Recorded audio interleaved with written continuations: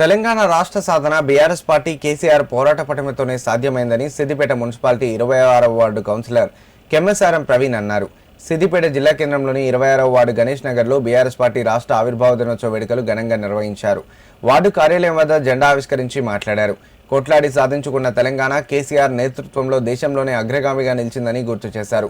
అయితే ఇప్పుడు రేవంత్ రెడ్డి అసమర్థ పాలనలో ప్రజలు ఇబ్బందులకు గురవుతున్నారని తెలిపారు. వచ్చే ఎన్నికలలో బీఆర్ఎస్ పార్టీ భారీ మెజారిటీతో అధికారంలోకి రావడం ఖాయమని ఆశాభావం వ్యక్తం చేశారు.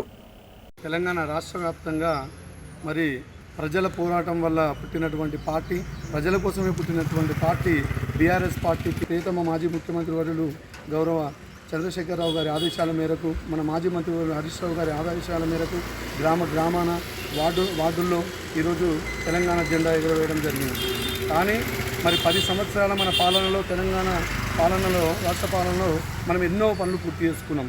ఇలా కాళేశ్వరం ప్రాజెక్టే కానీ, మరి ఉద్యోగాలే కానీ, మరి నిధులే కానీ, మనం అంచెలంచెలుగా ఇది 10 సంవత్సరాల్లో చాలా సంక్షేమ పథకాలు తీసుకొచ్చి ప్రజలకు దగ్గరైన పార్టీ ఏదైనా ఉంది అంటే అది బీఆర్ఎస్ పార్టీ మాత్రమే. కానీ ఈరోజు మరి దొంగ హామీలు ఇచ్చి కాంగ్రెస్ ప్రభుత్వం ఏర్పడి ఇప్పటికీ 2 సంవత్సరాలు పైబడినా కానీ ఇప్పటి వరకు ఇస్తున్నటువంటి ఆసరా పెన్షన్లు లేవు, వికలాంగుల పెన్షన్లు లేవు, సంక్షేమ పథకాలు గండి కొడుతుండు, నీళ్లు లేక చాలామంది రైతులు కూడా ఎన్నో అవస్థలు పడుతున్నారు. వాళ్ళకి ఇస్తున్నటువంటి రైతు బీమా ఇస్తలేడు, రైతు బీమాలు లేవు.